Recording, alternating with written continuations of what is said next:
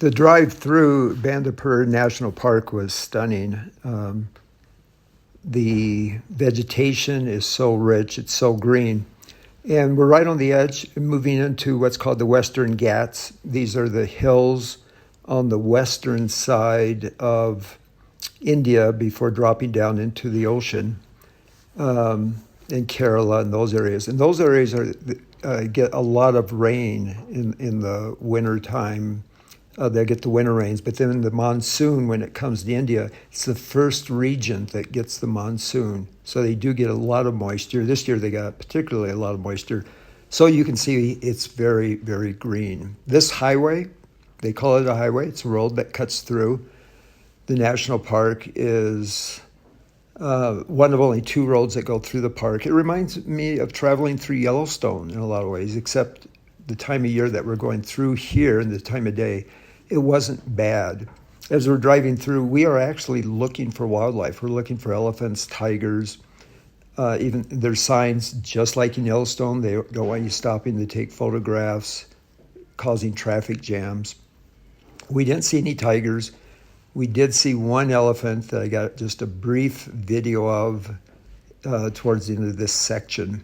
But the park is large. The park is over 560 square miles, so it's about 1/4 the size, I believe, of Yellowstone, but it has a lot of wildlife. And looking through it, the number of tigers that are recorded now, they're somewhere in the 70s.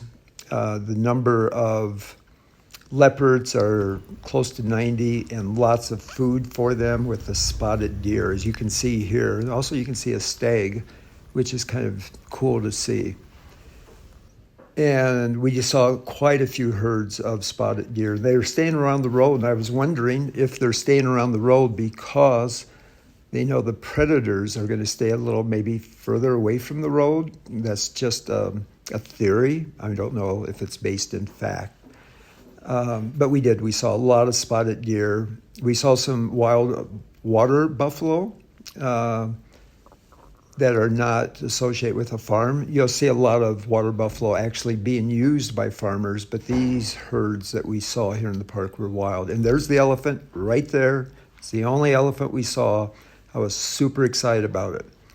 Now at this point, we've left the park and we're going up, and we actually ascend about almost 4,000 feet driving up. You can't tell it. This road's quite steep and windy as we're going up what we officially call, or what is officially called, the Western Ghats. And when we get to the top of this ridge, then we'll be starting in the community of Ooty. That the community's about 100,000 people, and it comprises several ridges where people live. And we actually, where we're staying, is Sterling Resorts at Fern Hill. And once we enter the community, we still have quite a ways to go before we get to our residence. It took about 30 minutes. Hairpin turns, 15, 20 miles per hour, and again, quite steep. Once we got to our residence, I'm looking forward to going for a quick hike once we get to our residence in a few minutes. Whoa. Well, that was a good little walk. I got to Ooty today. I got to our place where we're staying, the Sterling Resorts, which is quite nice. I will show that later. And I decided to go for a walk. I walked up a hill, probably about 400 to 500 feet elevation gain. Not very far in distance. And Ooty seems quite nice. It's a lot cooler. The high today was probably around 66 degrees Fahrenheit. Right now it's probably about 62, 61. And it'll probably get down to about 52 to 55 tonight, which is quite pleasant. Haven't seen any mosquitoes. South India, I'm paranoid of mosquitoes, but I haven't really seen any. It's winter time, it's dry, it's not the monsoon. So hopefully there's no mosquitoes around that will bother me. I hope. Anyway, I'm here for 3 days and parts of 4 days, 3 nights, and I'm looking forward to it. It's quite nice. Enjoying the view here. This is great. Some local residents just came by, said hi to them. They were quite nice.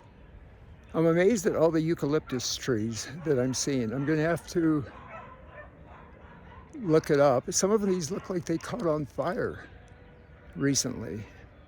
And saw what appeared to be a burn scar on the way here. Saw my first wild elephant today. I've seen elephants in India before, but none of them were wild.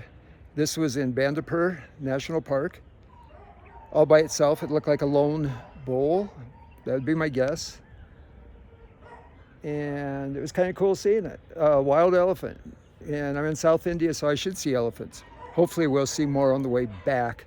I was going to go on a safari and see if I could see more elephants and tigers, but logistically and the amount of time it takes, I've decided not to do that. It just would take up a lot of time. But I am going to visit a tea plantation, maybe 2, and also go to what they call a tea factory, where I'm guessing that's where they do the sorting, the bagging, whatever else they do in a tea factory. Seems odd using the term factory, but that's what they use here, that term. And I'll probably go to a very touristy one at first, and then hopefully I can find a more remote one. But I'm going to turn this around so you can see what I'm looking at. I'm on top of a hill. It's quite nice. So this is the view I've been looking at. As I said, I'm going to start down. It's a little steep, so I'll probably put this away in a bit, because I've also noticed it's quite slippery. And unfortunately, I did not bring my trekking poles with me on this walk, which I should have, to give me a little bit more balance going down. And again, in a video, you can't tell how steep it is, but it's steep. Ooty looks like the population's about 90,000, according to Google. And it sits around the border of Kannada, and the other border that's on is Tamil Nadu, which I just shortened to Tamil. Those 2 states. I was hoping I would get closer to Kerala and actually be in Kerala, but I'm not. We're close though. And we're in what's called the Western Ghats, which are very beautiful. And it's awesome visiting here. In the Kerala, a term applies to it that I've heard about before. It's called God's own country. And I can see why people would feel that way from what I've seen so far. It's green, it's lush, it's beautiful. Oh, and I'm very happy today too. I'm at an elevation right now. I probably got up close to 8,000 feet. I'll have to check it again. Maybe a little higher than 8,000. And it's wonderful to be up at a higher elevation just because of the coolness. And I did find walking up this hill, I had to breathe a little bit, and I haven't breathed since being in Nepal. And I've been trying to stay active and walking, but it's not enough. And for more than a week in Kathmandu, I was not getting the cardio I would like. And then I came here and had some health concerns. So another 5 days here of not being super active. And I've noticed it a little bit. And it's important to stay active, or as much as possible. Anyway, there's a number of homes I'm coming down to now. And as soon as you come down to the homes, I see a little bit more trash. But I am not one that's going to have a YouTube channel like Backpacker Ben or Bald and Bankrupt. When they come to India, they seem to want to focus on the negative, the trash, things not running correctly.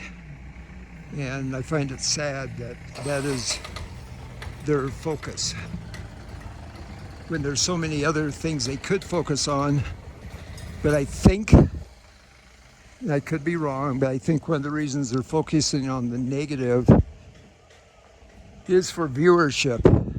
And of all people that knows better about India would be Bald and Bankrupt. He actually lived in Mumbai, and he knows the beauty that is in this country and the positive things. Instead of being what a lot of first-time, second-time Westerners, they come here and they want to focus on the poverty, the litter, people begging, the driving that can be erratic depending on where they come from. And I find that sad. It is interesting though, coming to South India and Bangalore, much cleaner city, one of the cleanest I've seen, right up there with Chandigarh. A lot less pollution, still there's some pollution. And the driving seems a little bit more reasonable, and I'm hearing less horn honking. Anyway, that's it for now.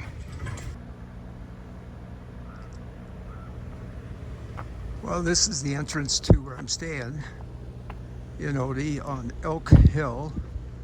And as you can see, it's Sterling Resorts. It's somewhat of a protected resort. Has guards, 2 guard entry stations.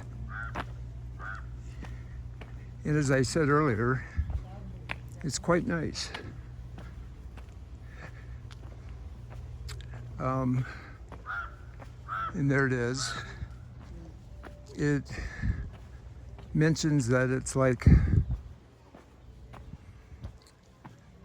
the British colonial times. I don't think it's that old, but they've tried to take on that look a little bit. And I think I'm gonna check out the spa here.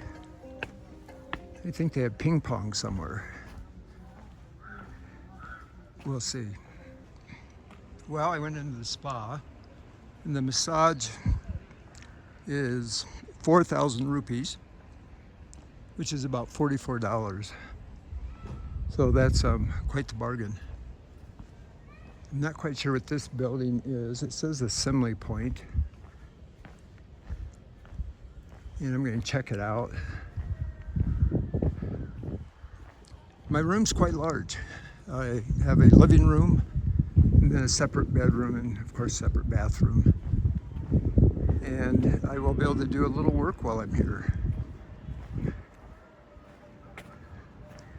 And again, this is the lodge here, and that's Ooty down there. And I'm excited to explore more.